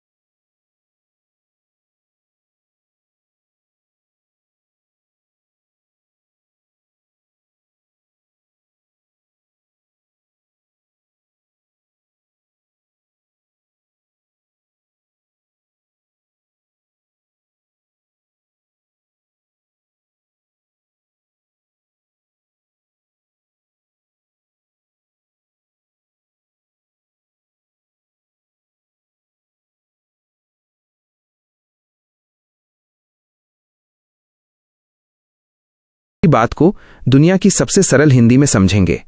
मैं आपको ऐसे समझाऊंगा जैसे एक बड़े भाई अपने छोटे भाई को कहानी सुनाते हैं ताकि आप अपनी क्लास के सबसे बुद्धिमान छात्र बन सकें। चीफ मिनिस्टर सेक्रेटेरिएट, मुख्यमंत्री सचिवालय। इसे ऐसे समझो कि मुख्यमंत्री चीफ मिनिस्टर एक बहुत बड़े स्कूल के प्रिंसिपल हैं। अब पूरे स्कूल का काम अकेले संभालना तो मुश्किल है, इसलिए उनके पास एक पर्सनल ऑफिस होता है जिसे सेक्रेटेरिएट कहते हैं। ये बिल्कुल प्रधानमंत्री के पीएमओ, प्राइम मिनिस्टर्स ऑफिस की तरह काम करता है। इस ऑफिस का सबसे बड़ा अधिकारी प्रिंसिपल सेक्रेटरी होता है, जो बहुत ही समझदार आईएएस ऑफिसर होता है। ये ऑफिस 5 बड़े काम करता है। पहला, जब मुख्यमंत्री कोई आदेश देते हैं, डायरेक्टिव्स, तो ये ऑफिस देखता है कि सरकारी एजेंसियां उस काम को पूरा कर रही हैं या नहीं। उदाहरण के लिए, अगर सीएम साहब ने कहा कि हर बच्चे को फ्री किताब मिले, तो ये ऑफिस पक्का करेगा कि किताबें बंट रही हैं। दूसरा, मुख्यमंत्री कहां जाएंगे, टूर्स, और किसे चिट्ठी लिखेंगे, कॉरेस्पॉन्डेंस, ये सब यही ऑफिस तय करता है। तीसरा, अगर जनता को कोई दुख है, पब्लिक ग्रीवेंसेस, जैसे किसी के गांव में बिजली नहीं है, तो ये ऑफिस उस शिकायत को दूर करता है। चौथा, यह ऑफिस पुरानी फाइलों पर नजर रखता है, फॉलोअप एक्शंस और सीएम साहब के लिए जरूरी कागज डॉक्यूमेंट्स तैयार रखता है। पांचवा, यह ऑफिस दुनिया में क्या नया हो रहा है या क्या समस्या आने वाली है, इमर्जिंग इश्यूज, उस पर नजर रखता है ताकि सीएम साहब सही समय पर सही फैसला ले सकें। काउंसिल ऑफ मिनिस्टर्स, मंत्रिपरिषद। अब बात करते हैं मुख्यमंत्री की ड्रीम टीम की, जिसे काउंसिल ऑफ मिनिस्टर्स कहते हैं। जैसे देश में प्रधानमंत्री की टीम होती है, वैसे ही राज्य में मुख्यमंत्री की टीम होती है। असली ताकत, रियल एग्जीक्यूटिव पावर, इसी टीम के पास होती है। इस टीम में 3 तरह के मंत्री होते हैं, जिन्हें हम एक सीढ़ी की तरह समझ सकते हैं। सबसे ऊपर होते हैं कैबिनेट मिनिस्टर्स, कैबिनेट मंत्री। ये टीम के सबसे खास और सीनियर खिलाड़ी होते हैं। इनके पास सबसे जरूरी विभाग, डिपार्टमेंट्स होते हैं, जैसे होम, पुलिस और सुरक्षा, फाइनेंस, पैसा और बजट, और इंडस्ट्रीज, कारखाने और नौकरियां। ये रोजाना बड़े फैसले लेते हैं। दूसरी सीढ़ी पर आते हैं मिनिस्टर्स ऑफ स्टेट, राज्य मंत्री। ये थोड़े जूनियर होते हैं, या तो इन्हें कोई छोटा विभाग अकेले दे दिया जाता है या फिर इन्हें किसी बड़े कैबिनेट मंत्री की मदद करने के लिए रखा जाता है। सबसे नीचे की सीढ़ी पर होते हैं डेप्यूटी मिनिस्टर्स, उपमंत्री। ये वो नए लोग होते हैं जो अभी राजनीति सीख रहे होते हैं। इनका काम सिर्फ बड़े मंत्रियों की मदद करना होता है ताकि वे काम सीख सकें। मंत्रियों की टीम क्या काम करती है? यह पूरी टीम मिलकर राज्य को चलाने का काम करती है। इनका सबसे बड़ा काम है कोऑर्डिनेशन, तालमेल बिठाना। इसे एक उदाहरण से समझो।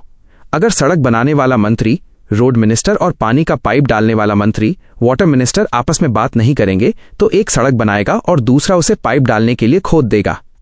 इसलिए ये टीम आपस में मिलकर काम करती है, जिसे सिनर्जी कहते हैं। ये टीम नए कानून, न्यू लॉज बनाती है और पुराने कानूनों में बदलाव, अमेंडमेंट्स करती है। राज्य के पास कितना पैसा आ रहा है, रेवेन्यू, और उसे कहां खर्च करना है, बजट, ये सब यही लोग तय करते हैं। ये भी देखते हैं कि केंद्र सरकार, यूनियन गवर्नमेंट के साथ और दूसरे राज्यों के साथ रिश्ते कैसे रखने हैं। सरल शब्दों में, मुख्यमंत्री और उनकी ये टीम मिलकर ये तय करती है कि आपका राज्य खुशहाल और तरक्की करने वाला बने। ये सिर्फ नेता नहीं है, ये राज्य के मैनेजर हैं जो हर छोटी बड़ी चीज का ख्याल रखते हैं। अगला कदम, क्या आप चाहते हैं कि मैं इन कठिन शब्दों जैसे सेक्रेटेरिएट या ग्रीवेंसेस का शुद्ध उच्चारण, प्रोनाउंसिएशन लिख कर दूं, या आप इनके बारे में कोई छोटा सा टेस्ट देना चाहेंगे?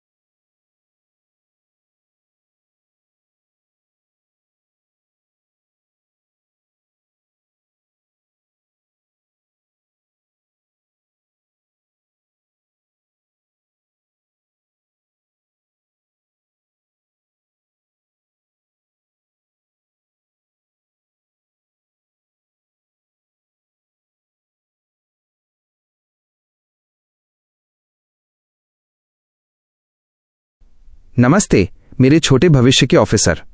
चलिए आज हम एक बहुत ही मजेदार कहानी के जरिए समझते हैं कि एक राज्य, स्टेट कैसे चलता है। जैसे आपके स्कूल में एक प्रिंसिपल होते हैं जो बड़े फैसले लेते हैं, और एक head clerk, coordinator, head clerk होते हैं जो सारा कागजी काम संभालते हैं, वैसे ही सरकार में चीफ मिनिस्टर और चीफ सेक्रेटरी होते हैं। मैं आपको एक एक शब्द बहुत ही आसान भाषा में समझाऊंगा। कैबिनेट सचिवालय, कैबिनेट सेक्रेटेरिएट, सरकार का कंट्रोल रूम। कैबिनेट सेक्रेटेरिएट का मुख्य काम कैबिनेट के रोजाना के कामों को निपटाना है। यहां कैबिनेट का मतलब है सबसे बड़े मंत्रियों का समूह। इस ऑफिस के राजनीतिक मुखिया यानी political head minus political head, chief minister, मुख्यमंत्री होते हैं जो जनता द्वारा चुने जाते हैं। लेकिन असली प्रशासनिक मुखिया यानी administrative head minus administrative head, chief secretary, मुख्य सचिव होते हैं जो एक बहुत बड़े IAS ऑफिसर होते हैं। इसका पहला काम है कैबिनेट मीटिंग्स का समय, जगह और एजेंडा माइनस बाइडेंडी तय करना। एजेंडा का मतलब होता है चर्चा की सूची, यानी मीटिंग में किन किन बातों पर बात होगी। जब मीटिंग चल रही होती है तो ये सचिवालय सेक्रेटेरियल असिस्टेंस देता है, जिसका मतलब है मीटिंग में जो भी बातें हुई उन्हें मिनट्स के रूप में रिकॉर्ड करना। ये ठीक वैसा ही है जैसे आप क्लास में टीचर की बातें अपनी कॉपी में लिखते हैं ताकि बाद में याद रहे कि क्या फैसला हुआ था। जब कैबिनेट कोई बड़ा फैसला ले लेती है तो कैबिनेट सेक्रेटेरिएट उस फैसले को कंसर्न्ड अथॉरिटीज यानी संबंधित विभागों जैसे बिजली विभाग या स्कूल विभाग तक पहुंचाता है। उनका काम सिर्फ संदेश पहुंचाना नहीं है, बल्कि वे ये भी देखते हैं कि उस फैसले का इम्प्लीमेंटेशन माइनस इम्प्लीमेंटेशन यानी काम सही से शुरू हुआ या नहीं। वे लगातार नजर रखते हैं और कैबिनेट को बताते रहते हैं कि सर, जो पुल बनाने का फैसला आपने लिया था उसका काम शुरू हो गया है। यह सचिवालय यूनियन गवर्नमेंट माइनस केंद्र सरकार से आने वाले निर्देशों को भी प्राप्त करता है और उन्हें सही विभागों तक भेजता है। इसके अलावा यह इंटरस्टेट, दो राज्यों के बीच, और यूनियन स्टेट, केंद्र और राज्य के बीच के रिश्तों की समीक्षा, रिव्यू करता है ताकि कोई झगड़ा न हो। ये अलग अलग विभागों के बीच कोऑर्डिनेशन माइनस कोऑर्डिनेशन यानी तालमेल बिठाता है ताकि दो विभाग एक दूसरे के काम में बाधा न डालें। ये राज्य की सारी जरूरी जानकारी को संभाल कर रखता है और जब भी कैबिनेट को किसी जानकारी की जरूरत होती है तो उसे तुरंत पेश करता है। अंत में ये भी देखता है कि जब विधानसभा, स्टेट असेंबली में कोई सवाल पूछा जाए तो मंत्री जी उसका सही जवाब समय पर दें। मुख्य सचिव का कार्यालय, ऑफिस ऑफ चीफ सेक्रेटरी, सबसे बड़ा अफसर। Chief secretary minus by TYF secretary राज्य सरकार का सबसे ऊंचा प्रशासनिक पद है। ये राज्य का सुपर बॉस होता है। राज्य सरकार के रूल्स ऑफ बिजनेस यानी काम करने की नियमावली में इनके कामों के बारे में विस्तार से बताया गया है। चीफ सेक्रेटरी केवल सचिवालय के हेड नहीं होते, बल्कि वे स्टेट काउंसिल ऑफ मिनिस्टर्स, राज्य मंत्री परिषद और कैबिनेट के सचिव भी होते हैं।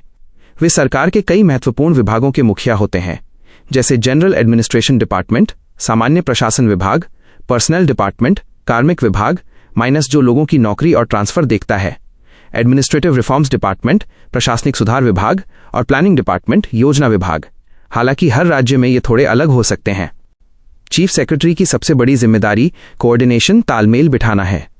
वे यह देखते हैं कि राज्य सरकार की सभी एजेंसियां मिलकर काम करें। अगर दो विभागों के बीच कोई कॉन्फ्लिक्ट माइनस पाई एनफ्लेक्ट पाई यानी झगड़ा हो जाए तो वे उसे सुलझाते हैं। वे डुप्लीकेशन ऑफ वर्क को रोकते हैं, जिसका मतलब है कि एक ही काम को दो अलग अलग विभाग ना करें, जिससे पैसा और समय बर्बाद हो। वे उन विभागों के बीच सहयोग, कोऑपरेशन लाते हैं जिनके काम आपस में जुड़े होते हैं। मुख्य सचिव का यह तालमेल बिठाने वाला काम 3 स्तरों लेवल्स पर बहुत जरूरी होता है। पहला, बिटवीन सेंटर एंड स्टेट, केंद्र और राज्य के बीच, जहां वे दिल्ली की सरकार और अपनी राज्य सरकार के बीच पुल का काम करते हैं। दूसरा, इंटर स्टेट लेवल, 2 राज्यों के बीच, जैसे अगर आपके राज्य और पड़ोसी राज्य के बीच पानी को लेकर कोई बात करनी हो। और तीसरा, इंट्रा स्टेट लेवल, राज्य के अंदर, जहां वे अपने राज्य के सभी जिलों और विभागों को एक साथ लेकर चलते हैं। संक्षेप में कहें तो बिना चीफ सेक्रेटरी के राज्य की गाड़ी का इंजन चलना नामुमकिन है। क्या आप चाहेंगे कि मैं आपके लिए एक छोटा सा क्विज बनाऊं, जिससे आपको पता चल सके कि आप इस टॉपिक के मास्टर बन गए हैं या नहीं?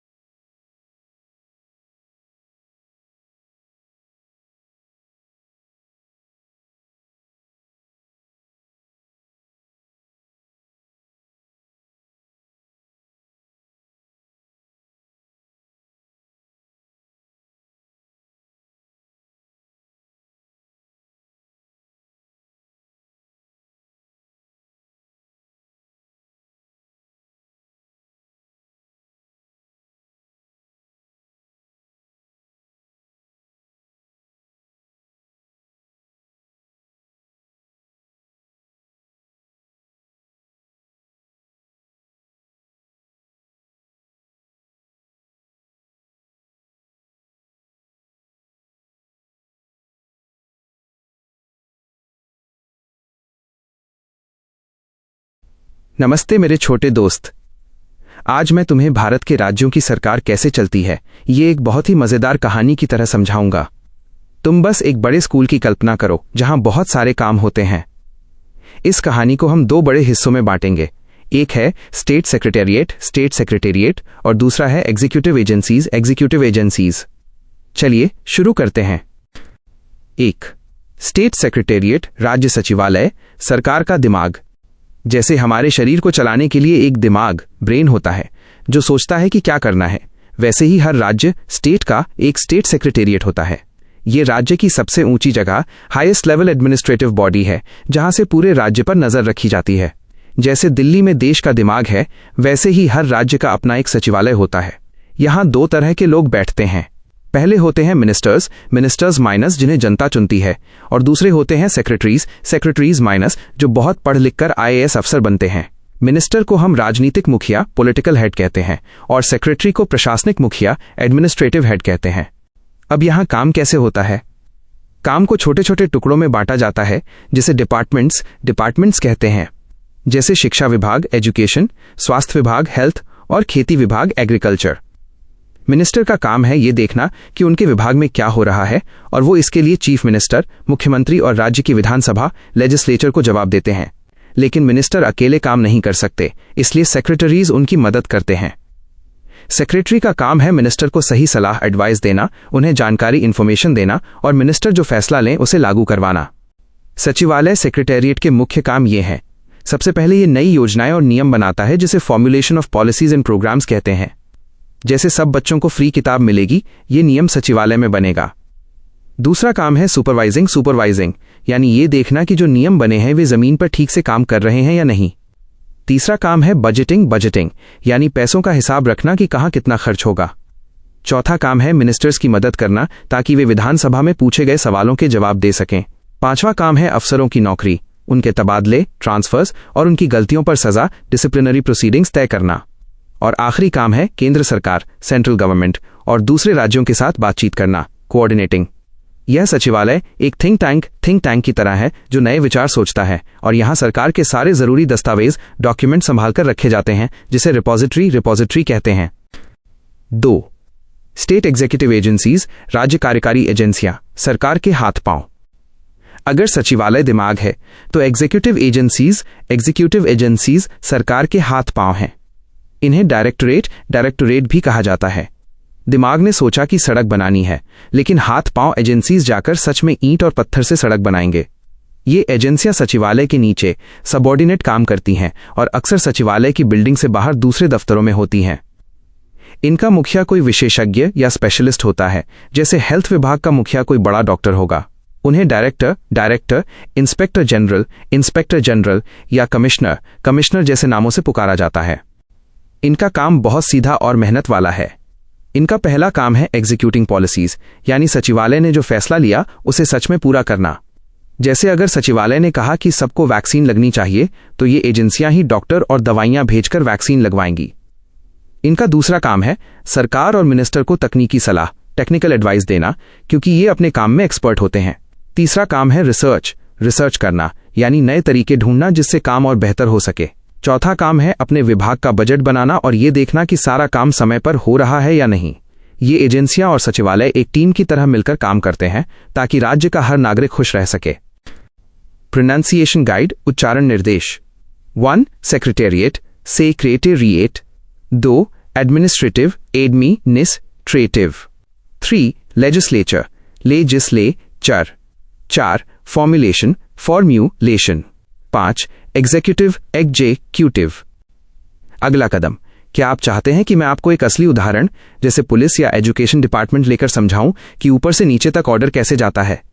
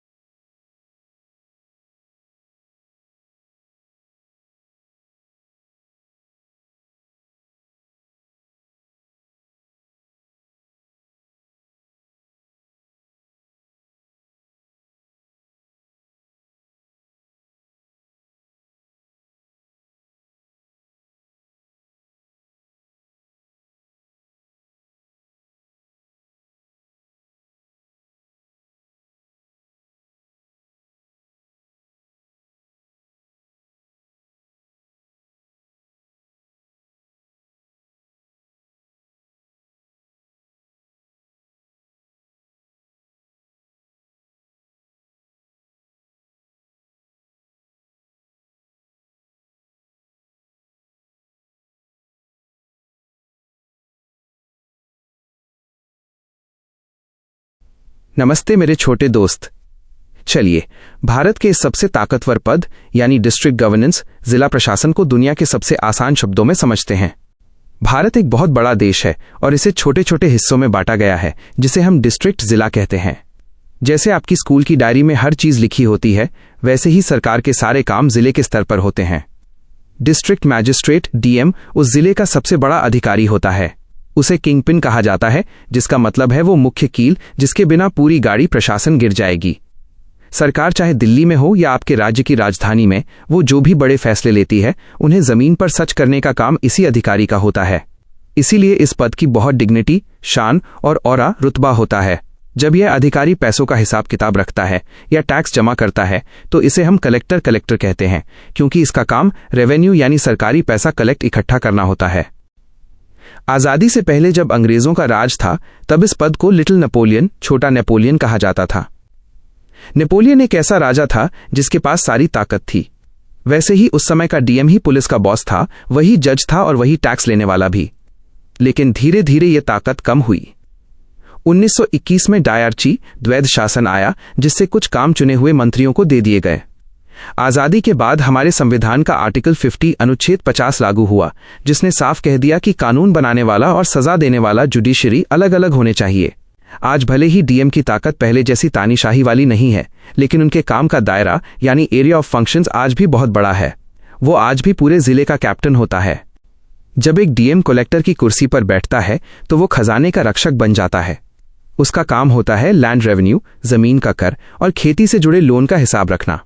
अगर किसी किसान ने नहर का पानी इस्तेमाल किया है तो उसके पैसे यानी कैनल ड्यूज और इरिगेशन ड्यूज भी कलेक्टर ही जमा करवाता है। इसके अलावा अगर सरकार को सड़क या हॉस्पिटल बनाने के लिए किसी की जमीन चाहिए तो लैंड एक्विजिशन, भूमि अधिग्रहण का काम भी वही करता है। एक बहुत मजेदार कानून है इंडियन ट्रेजर ट्रोव एक्ट। इसका मतलब है कि अगर जिले में कहीं खुदाई के दौरान किसी को पुराना खजाना ट्रेजर मिलता है तो कलेक्टर ही तय करता है कि उस सोने या पुरानी चीजों का क्या होगा। वो जमीन के कागजात यानी लैंड रिकॉर्ड्स को भी संभाल कर रखता है ताकि कोई किसी की जमीन पर कब्जा न कर सके। अब मैं आपको इसके कठिन शब्दों का सही उच्चारण, प्रोनंसिएशन और अर्थ समझाता हूं। 1. इम्प्लीमेंटेशन, किसी काम को असलियत में पूरा करना। जैसे मम्मी ने कहा सफाई करो और आपने झाड़ू उठा लिया तो आपने काम इम्प्लीमेंट कर दिया। 2. एडमिनिस्ट्रेटिव, शासन चलाने से जुड़ा काम। 3. मैजिस्ट्रेट, वो अधिकारी जिसके पास कानून लागू करने की पावर हो। 4. एक्विजिशन, किसी चीज को अपने अधिकार में लेना, जैसे सरकार द्वारा जमीन लेना। 5. अरियर्स, वह पैसा जो बहुत समय से बकाया हो और जिसे चुकाया न गया हो। क्या आप चाहते हैं कि मैं आपको एक प्रैक्टिस टेस्ट दूं जिससे पता चले कि आप अब इस टॉपिक के मास्टर बन गए हैं, या फिर हम डीएम की पुलिस वाली ताकतों के बारे में विस्तार से बात करें?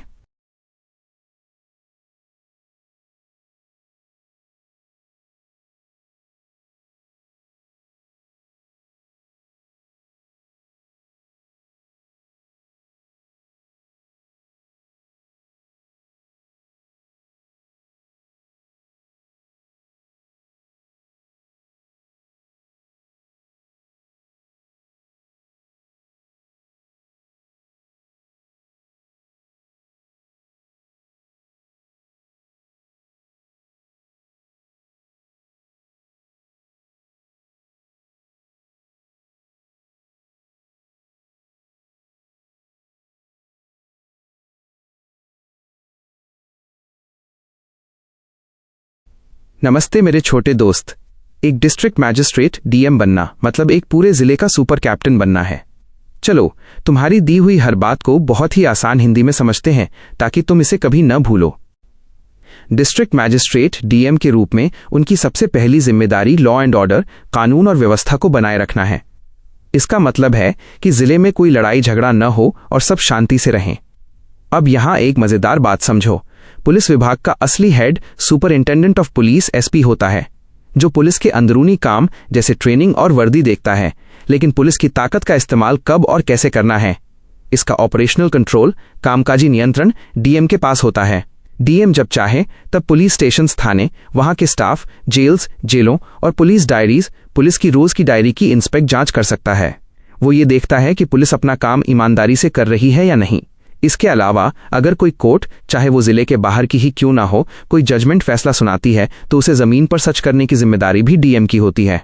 उनके पास एक जादुई पावर होती है जिसे सेक्शन 144 धारा 144 कहते हैं।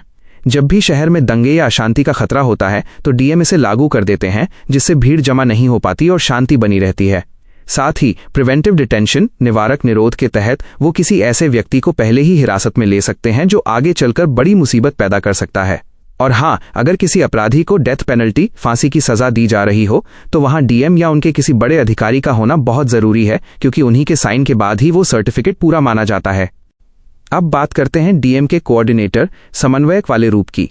मान लो एक बहुत बड़ा स्कूल है जहां अलग अलग क्लास के टीचर आपस में बात ही नहीं कर रहे।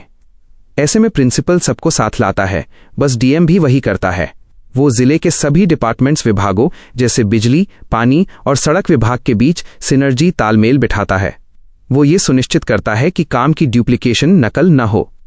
उदाहरण के लिए ऐसा न हो कि एक विभाग सड़क बनाए और अगले ही दिन दूसरा विभाग पाइप डालने के लिए उसे खोद दे। डीएम इन सबके बीच के कॉन्फ्लिक्ट्स, झगड़ों को सुलझाता है और सबको एक ही लक्ष्य के लिए काम पर लगाता है। केंद्र सरकार और राज्य सरकार की जो भी योजनाएं आती हैं उन्हें जिले में सही तरीके से लागू करना डीएम का ही काम है, ताकि पूरा जिला एक यूनिट की तरह तरक्की कर सके। जब भी जिले पर कोई मुसीबत आती है तो डीएम एक क्राइसिस एडमिनिस्ट्रेटर, संकट प्रबंधक यानी एक रक्षक की तरह सामने आता है। यह संकट नेचुरल कैलामिटीज, प्राकृतिक आपदाएं जैसे बाढ़, सूखा, चक्रवात या बीमारियां हो सकती हैं, या फिर मैनमेड क्राइसिस, इंसानी गलतियों से पैदा संकट जैसे दंगे, बड़ी आग या फैक्ट्रियों के एक्सीडेंट। ऐसे समय में डीएम ही रेस्क्यू ऑपरेशंस, बचाव कार्य चलाता है।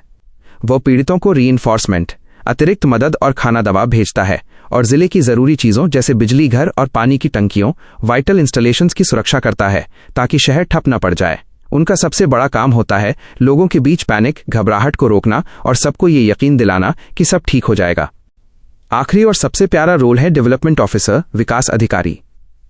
भारत एक वेलफेयर स्टेट, कल्याणकारी राज्य है, जिसका मतलब है कि सरकार का काम लोगों का भला करना है।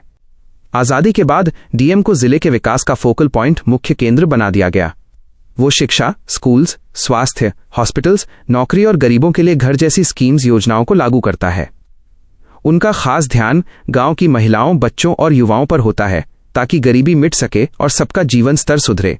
वो जिला परिषद और डीआरडीए, जिला ग्रामीण विकास एजेंसी जैसी संस्थाओं का भी हिस्सा होता है या उनका नेतृत्व करता है ताकि गांवों तक हर सरकारी सुविधा पहुंच सके। सरल भाषा में कहें तो डीएम वो बड़ा भाई है जो ये देखता है कि परिवार के सबसे छोटे और गरीब सदस्य को भी उसका हक मिले। उच्चारण, प्रोनाउंसिएशन और शब्द, words, guide. 1. Magistrate, magistrate minus न्याय करने वाला अधिकारी।